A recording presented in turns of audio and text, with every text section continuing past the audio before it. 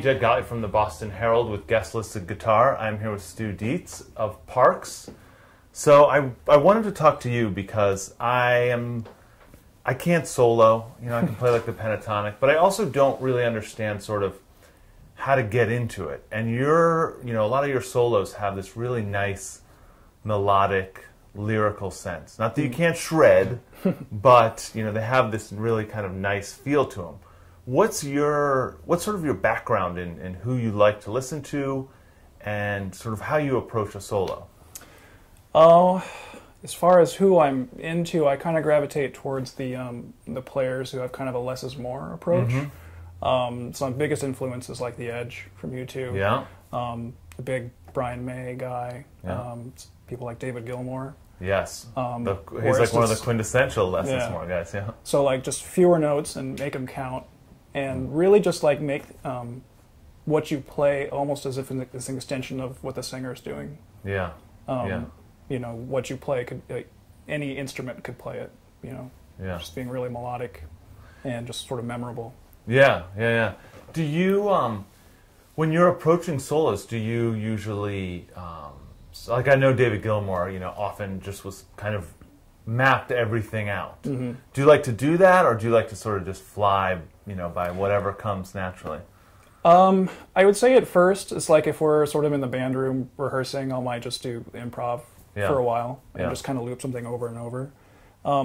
Eventually, I like to think of the solo as like just as composed as the rest of the song is. Mm-hmm. And so once I kind of, and oftentimes it's like everyone in the room is like working on each other's parts at the same time.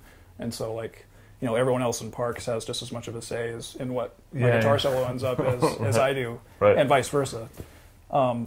So once we've kind of settled on what the composed solo is, I pretty much stick to that during the performance and the recording. Yeah, and I think there's both sides of it that are cool.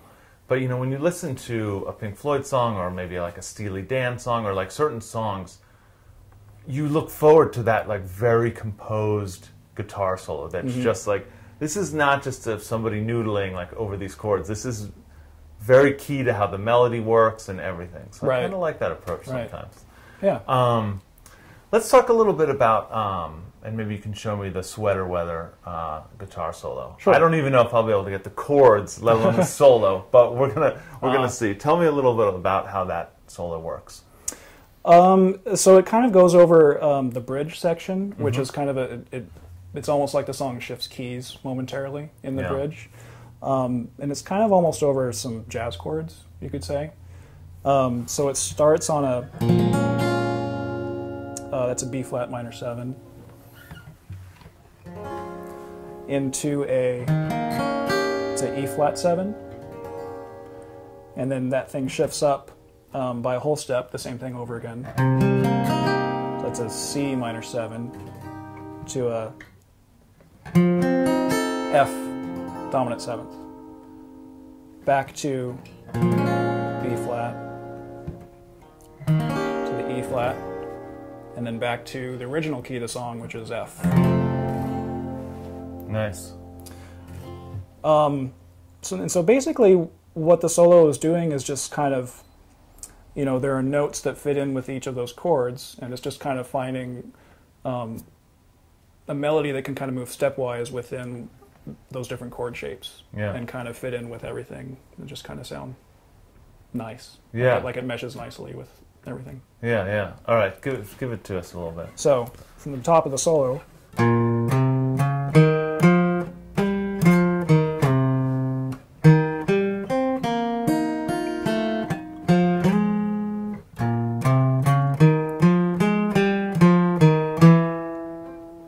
Which is a very jazzy note over that F.